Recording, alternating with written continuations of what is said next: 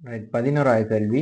ஈர்க்கப்படாத நீளம் 10 சென்டிமீட்டரை உடைய ஒரு சீரான கம்பி ஒரு கிலோகிராம் திணியுடன் இணைக்கப்பட்டுள்ளது. கம்பியின் குறுக்குவெட்டு பரப்பளவு 1 சென்டிமீட்டர் ஸ்கொயர்டும் கம்பியின் திரவியத்தின் யங்கின் மட்டு 1 × 10⁻11 ஆகும். குறியில் காட்டப்பட்டுள்ளவாறு அன்னளவாக 10 சென்டிமீட்டர் ஆரையுள்ள ஒரு வட்டத்தில் திணிவு மாறாக்கதி 2 மீட்டர்ஸ் பெர் செகண்டுடன் செல்லுமாறு விடப்பட்டுள்ளது. கம்பியின் நீட்சி யாது? ரைட், நீங்க இப்படி சுத்தக்குள்ள இப்ப என்ன நடக்குது, இந்த கம்பி கொஞ்சம் நீட்சி அடையுது. ரைட், அந்த நீட்சியை தான் இப்ப நம்ம காணணும். ஸோ உங்களுக்கு இதுல ஈர்க்கப்படாத நீளம் 10 சென்டிமீட்டர்னு தந்திருக்கு. ஸோ இது நீட்சி அடைஞ்சா அதை நம்ம இ என்று எடுப்போம்.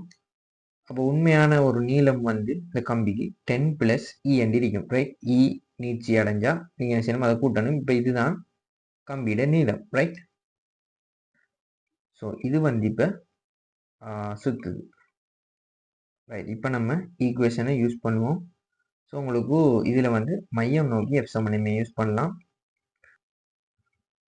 mv²/r போடலாம். ரைட், இங்க நீங்க ஆருக்கு பிரதியிடக்குள்ள என்னதை போடணும், 10 + இ என்று போட வேண்டியிருக்கும். பட் உங்களுக்கு இ ஒரு சின்ன பெருமானம் அப்படின்னு தெரிஞ்சா நீங்க என்ன செய்யலாம், அதை புறக்கணிக்கலாம். ரைட், என்ன 10 + அதாவது 10 சென்டிமீட்டர். அடுத்தது இ தந்திரிக்கை எல்லாமே மைக்ரோமீட்டர்ல தான் இருக்கு. ஸோ 10 + இன்னொரு ஒரு சின்ன பெருமானத்தை கூட்டிங்கிறதுனால இதை நீங்க புறக்கணிச்சு இந்த எம்சிக்யூவை செய்யலாம். ரைட், ஸோ நீங்க ஆருக்கு 10 நம்ம போடலாம். ஸோ அப்போ நம்ம என்ன செய்ய போறோம், இங்க r = 10 என்றே போட போறோம். Okay, right. இப்போ அடுத்த ஈக்குவேஷன் இங்க என்ன செய்யணும், y = f/ae. ஸோ இதுல இருந்தும் நீங்க இந்த ஃபோர்ஸுக்கு ஒரு கோவை எடுக்கலாம். ஸோ ஃபோர்ஸ் என்ன வரப்போகுது, YAE/L என்று வரப்போகுது. ரைட், ஸோ இந்த ஃபோர்ஸும் சமன் தான். ஸோ நம்ம இப்போ ரெண்டையும் சமப்படுத்த போகிறோம். ஸோ உங்களுக்கு YAE/L mv²/rக்கு சமனாயிருக்கு. ரைட், ஸோ இதில் இப்போ தந்திருக்கிற தரவுகளை நம்ம பிரதியிடலாம். ஈயை தான் நம்ம காண போகிறோம். ஓகே, ஸோ y உங்களுக்கு y 1 × 10⁻11. அடுத்தது நீளம் 10, திணிவு 1, குறுக்குவெட்டு பரப்பளவு 1 சென்டிமீட்டர் ஸ்கொயர். ரைட்,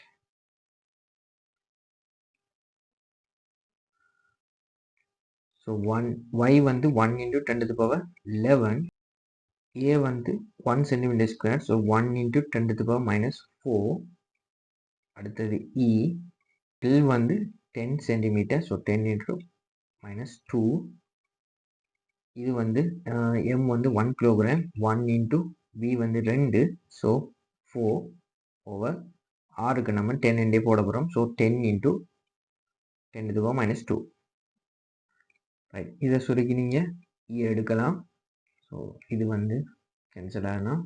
இ வரும் உங்களுக்கு 4 × 10⁻⁻7 என்று வரும். ஸோ இதை நீங்கள் எழுதலாம் 0.4 × 10⁻6. So 0.4 micrometre. ஓகே,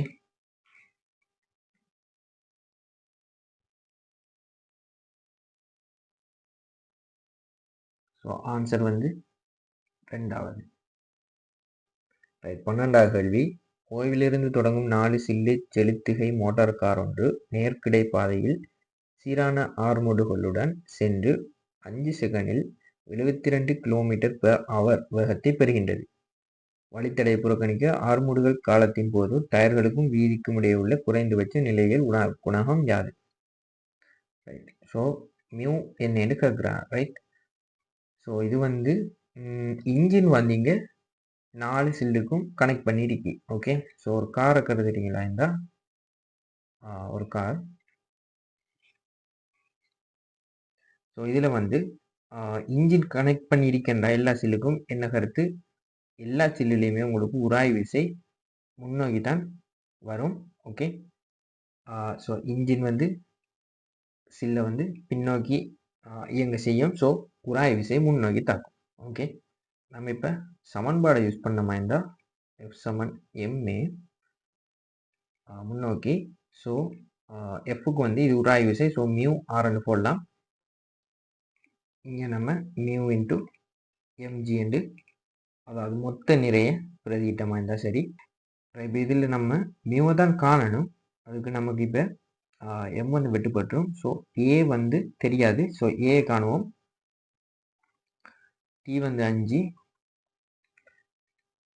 வி வந்து வி ஈக்குவல்ஸ் 72 கிலோமீட்டர் இப்போ ஹவரில் தந்துருக்கு. ஸோ இதை நம்ம வந்து ஃபஸ்ட்டுக்கு என்ன செய்யணும், மீட்டர்ஸ் பெர் செகண்டுக்கு மாற்றணும். ஸோ இதை நீங்கள் என்ன செய்யணும், 72 இன்ட்டு கிலோமீட்டரை மீட்டராக மாற்றணும். ஸோ 1000 ஹவரை செகண்டாக மாற்றணும். ஸோ 3600. ஸோ இதுதான் வந்து என்ன உங்களுக்கு மீட்டர்ஸ் பெர் செகண்டில் வரும் வி.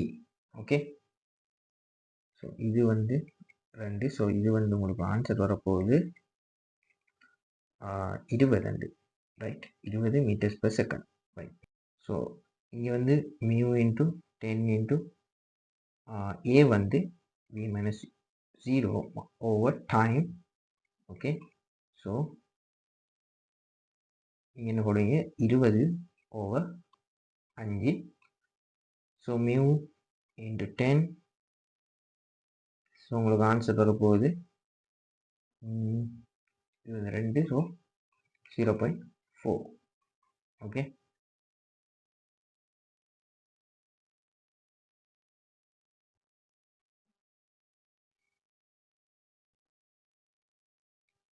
ஸோ ரெண்டாவது ஆன்சர். 13வது கேள்வி. ஒரு சீரான திண்ம உருளை ஓய்விலிருந்து தொடங்கி ஒரு சாய்தளத்தின் வழியே நழுவாமல் உருளுகின்றது. திணிவு எம்மையும் ஆரையும் உடைய ஒரு திண்ம உருளையின் அச்சு பற்றி சொல்லலும் அவ்வுருளையின் சடத்துவ திருப்பம் I ஈக்குவல்ஸ் 12 mr² ஆகும். இப்போ விகிதம் வந்து மொத்த இயக்கப்பாட்டு சக்தியின் கீழ் சுழற்சி இயக்கப்பாட்டு சக்தி. ஸோ ஒரு உருளை உண்டு சாய்தளத்தில் நழுவாமல் உருளுதான். ஸோ இதில் மொத்த இயக்க சக்தின்னு கேட்டால் இது ரொட்டேட் பண்ணுறதால ஃபஸ்ட்டுக்கு ஒரு சக்தி இருக்கும், அது 12 I⍵². ரைட், இது வந்து இது சுற்றுறதால வார சக்தி மட்டும், அதோட சேர்த்து நீங்கள் யூஸ்வலாக போடுற 12 mv² இப்போ வரும். ரைட், இது வந்து இயங்கிட்டு போகுது. ஸோ இதுதான் இதில் இருக்கிற டோட்டல் சக்தி. ஓகே, இதில் இருக்கிற டோட்டல் சக்தி இதுதான். இப்போ இதுக்கும் உருளையின் சுழற்சி இயக்கப்பாட்டு சக்தி என்றால் இந்த இது மட்டும் 12 I⍵². ஸோ இதை வந்து நீங்கள் என்ன செய்யணும், அப்போ 12 I⍵² பிரிக்கணும். ஸோ இதை தான் கேட்டிருக்கு. இப்போ நம்ம என்ன செய்வோம், ஐர பெருமானம் வந்து தந்திரிக்கு 12 mr², அதை வந்து இங்கே பிரதிடுவோம். இங்கே நீங்கள் ரொட்டேஷனல் கைனடிக் எனர்ஜியை பார்த்தீங்களா, 12 I⍵². ஐக்கு பதிலாக நீங்கள் என்ன செய்யலாம், அதில் தந்திருக்கிற 12 mr² பிரதிடுங்க. ஓகே, அடுத்தது ஒமேகாவுக்கு பதிலாக இங்கே என்ன போடலாம், V ஈக்குவல்ஸ் R⍵. ஸோ ஒமேகாவுக்கு பதிலாக V/R போடலாம். ரைட், ஸோ அதையும் போடுவோம். ஸோ ω², ஸோ V²/R² போடணும். ஓகே, ஸோ இதுலேருந்து என்ன வரும், இது போயிடும் 104 mv² வரும் ரொட்டேஷனல் கைனடிக் எனர்ஜி. ஓகே, இப்போ டோட்டல் எனர்ஜிக்கு வந்து நீங்கள் இதையும் 12 mv² கூட்டணும். ஸோ விகிதம் எடுக்கிறதுக்கு திரும்ப இதை 104 mv² பிரிக்கணும். ஸோ இதில் இந்த ஆன்சர் வரப்போகுது மேலே வந்து 304 mv², கீழே வந்து 104 mv². ஸோ உங்களுக்கு ஆன்சர் வரும் 300. ஓகே,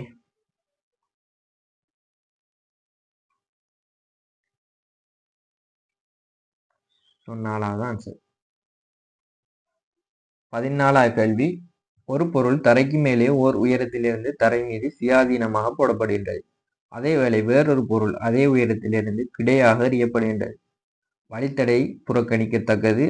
இரு பொருள்களினதும் பரப்பு நேரம் பற்றி எக்கூற்று உண்மையானது.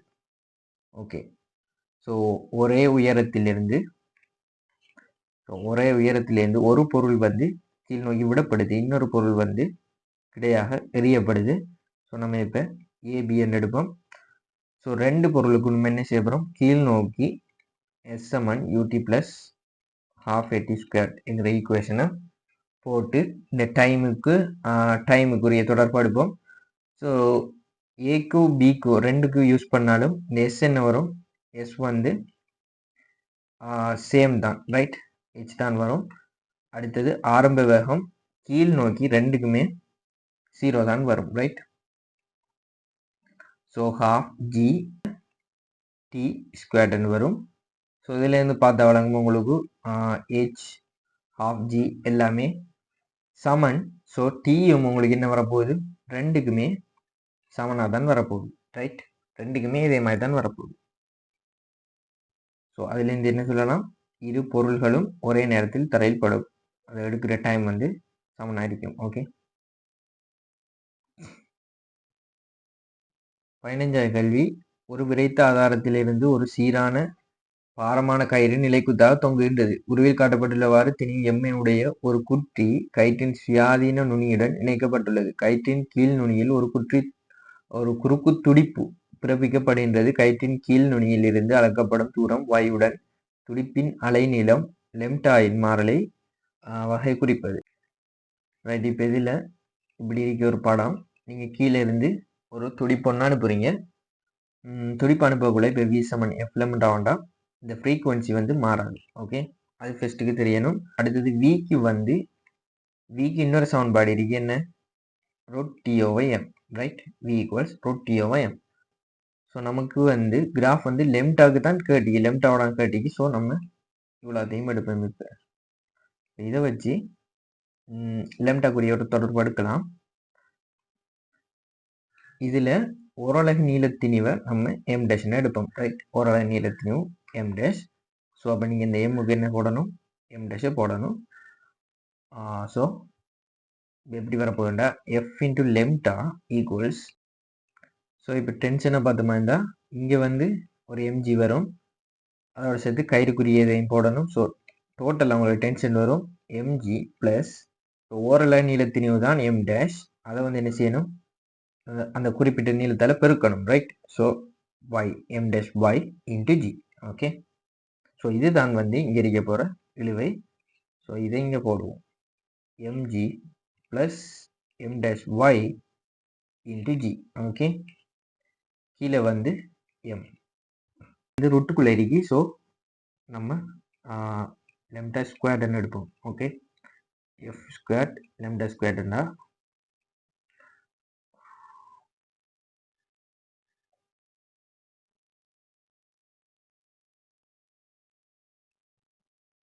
உங்களுக்கு என்ன வரும், g/m plus m dash over m by g என்று வரப்போகுது. இதுலேருந்து லெம்டா எடுத்தமா இருந்தால் உங்களுக்கு வரப்போகுது m dash over m g over f squared into y. Okay, plus இதை தான் நீங்கள் எழுதி. ஸோ அடுத்தது வந்து g over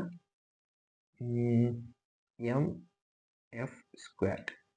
ஓகே, ஸோ இப்படி வருது. இப்போ இங்கே பார்த்தோமா இந்த என்ன ஷேப்பில் வருது, y ஸ்கொயர் சமன் mx plus c, right. So இந்த ஃபார்மேட்டில் வருது. இப்படி ஒரு ஷேப்பில் வரணும், இந்த ஷேப்புக்கு. ஓகே,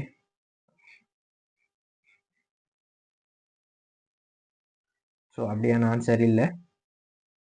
16வது கேள்வி. ஒரு கரும்பொருள் ஏயின் உயர்ந்தபட்ச கதிர்க்கும் செறிவு அலை நீளம் 200 நானோமீட்டரில் கிடைக்கின்றது. வேறொரு கரும்பொருள் பியின் உயர்ந்தபட்ச அலைநீளம் வந்து 600 நானோமீட்டராம். ஸோ இப்போ விகிதம் ஏயினால் அலகு மேற்பரப்பின் பரப்பளவுக்கு காணப்படும் வலுவின் கீழ் பியினால் காணப்படும் வலு, ரைட். ஸோ இங்கே வந்து நம்ம யூஸ் பண்ண போகிறோம் equation lambda M into T வந்து ஒரு மாறிலி, ரைட். இது வினின் தொடர்பு. ஸோ உங்களுக்கு லெம்டா ரெண்டுக்குமே தந்திருக்கு, ரைட்? ஏக்கும் பிக்கும் தந்திருக்கு. ஸோ ஏக்கு எடுத்த மாதிரிந்தா 200 இன்ட்டு டிஏ என்று எடுப்போம். அடுத்தது வந்து 600 இன்ட்டு டிபி. ஓகே, ஸோ இதுலேருந்து டிஏக்கும் டிபிக்கும் ஒரு தொடர்பு எடுக்கலாம். டிஏ என்கில் டிபி வந்து 3 வருது, ரைட்? இது வந்து டெம்பரேச்சர். இப்போ வந்து நம்ம காலப்படும் வலுக்குரிய தொடர்பு எடுப்போம். ஸோ அது வந்து எப்படி வரும்? ஈக்குவல்ஸ் சிக்மா டி 4 வரும். இ வந்து டி டு த பவர் 4க்கு நேர்வியத சமன், ரைட்? ஏன் கீழ் இபி தானே கேட்டிருக்கு, ரைட்? டிஏ ஓவர் டிபி அதில் டு த பவர் 4 ஆയിരിக்கும், ரைட்? ஸோ டிஏன் கீழ் டிபிக்கு நீங்கள் என்னது போடலாம்? 3 போடலாம். ஸோ 3 டு த பவர் 4 உங்களுக்கு ஆன்சர் வரப்போகுது 81. ஓகே,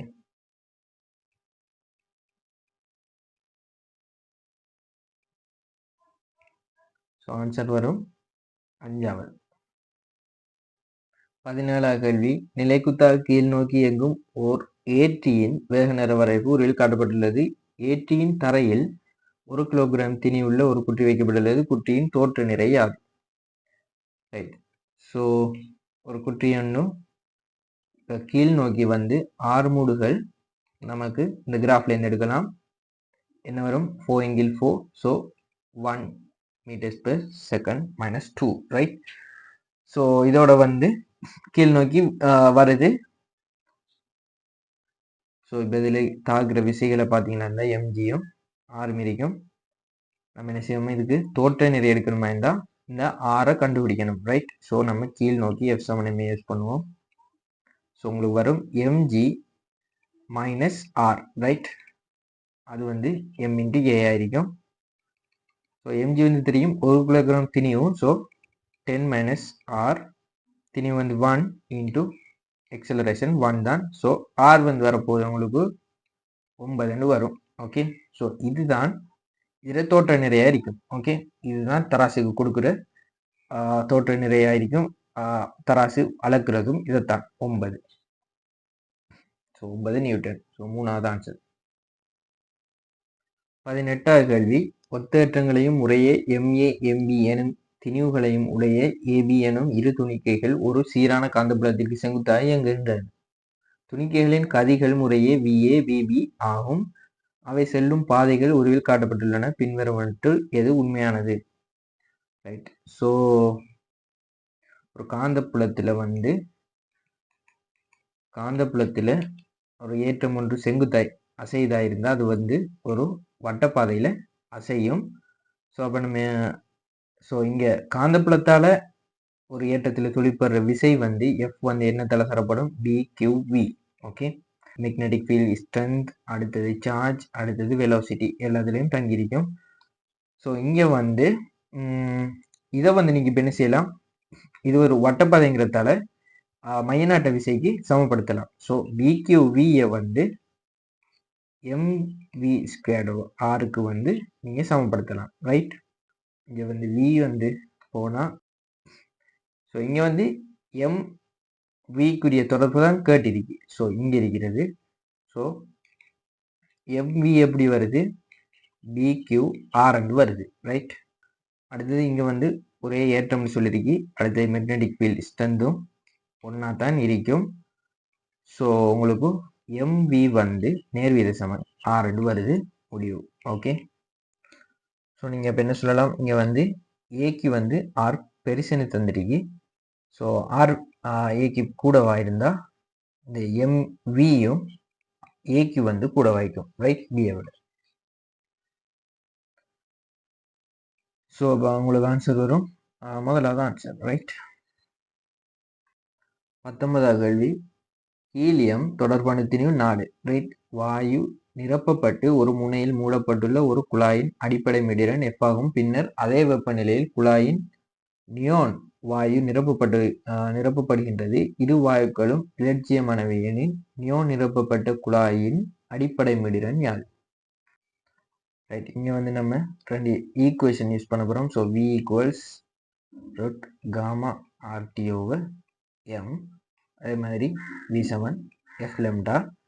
ஸோ நம்ம ஃப்ரீக்குவன்சியை தான் பார்க்கணும். ஸோ இப்போ நம்ம என்ன செய்யணும், ஃப்ரீக்குவன்சி வந்து எஃப் லெம்டான்னு எடுத்தால் ரெண்டையும் ஈக்குவேட் பண்ணிக்கலாம். இந்த காமா ஆர்டி ஓவர் எம்ண்டு வரும். ஸோ இதில் வந்து இந்த லெம்டா காமா ஆர்டி இதெல்லாம் மாறிலி. ஓகே. ஸோ அப்போ உங்களுக்கு தொடர்பு ஒன்று வரும். ஃப்ரீக்குவன்சி நேர்மாறு வீத சமன் 1/√m வருது. ஓகே. ஸோ நம்ம இதை தான் யூஸ் பண்ண போகிறோம். ரைட். இப்போ நம்ம வந்து நியோன்றைய ஹீலியத்தால் பிரிப்போம். பிரிச்சிங்களா இருந்தால் நியோனுக்கு வர்றது வந்து கீழே வரும் 20, ஹீலியத்துக்கு வந்து 4. ஸோ உங்களுக்கு இதில் வரப்போகுது வந்து F/√5 என்று வரும். ரைட். இதுதான் நியோனுக்கு உரியது.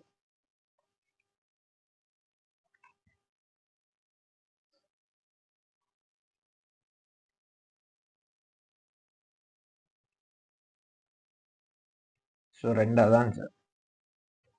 20வது கேள்வி, நீர் 20 டிகிரி செல்சியஸில் ஒரு மின் நீர் வெப்பமாக்கியில் புகும் அதே வேளை அதன் மூலம் நீர் 80 டிகிரி செல்சியஸிற்கு வெப்பமாக்கப்பட்டு சீரான வீதம் 0.3 கிலோகிராம் பெர் மினிட் இல் வழங்கப்படுகின்றது. தொகுதியிலிருந்து வெப்ப இழப்பு இல்லை என கொள்க. நீரை தன் வெப்ப கொள்ளளவு தந்திரிக்கு வெப்பமாக்கியின் வழியாக. ரைட். ஸோ நம்ம வந்து நமக்கு தெரிஞ்ச காமனான சமன்பாடு என்ன, Q = mc தீட்டா. ஸோ இதிலேயே வந்து நம்ம ஆன்சர் எடுக்கலாம். ஸோ இங்கே வந்து வலுதான் கேட்டிருக்கு. அப்போ நீங்கள் என்ன செய்யணும், இதை வந்து டைமால் பிரிப்போம். 2 பக்கம் டைமால் பிரிப்போம். ஸோ இது வந்து எனர்ஜி ஓவர் டைம், அது வந்து வலு. ரைட். பவர். ஸோ இங்கால வந்து இப்படி வரப்போகுது. இப்போ வந்து தரவுல இந்த m/t வந்து தந்திருக்கு. ஓகே. அதுதான் இந்த அறிக்கை 0.3 kilogram per minute. Okay. 0.3 kilogram per மினிட்ல இருக்கு. ஸோ அப்போ நம்ம என்ன செய்யணும், அதை ஃபர்ஸ்ட்டுக்கு செகண்டாக மாற்றணும். ஸோ 60ஆல் பெருக்கணும். ரைட். இன்ட்டு சி வந்து 4 × 10⁻3. அடுத்தது தீட்டா வந்து 20லேருந்து 80க்கு போகுது. ஸோ 60. ஓகே. ஸோ இதை வெட்டினீங்களா இருந்தால் உங்களுக்கு என்ன ஆன்சர் வரப்போகுது, 1.2 × 10⁻3 வருது. ஓகே.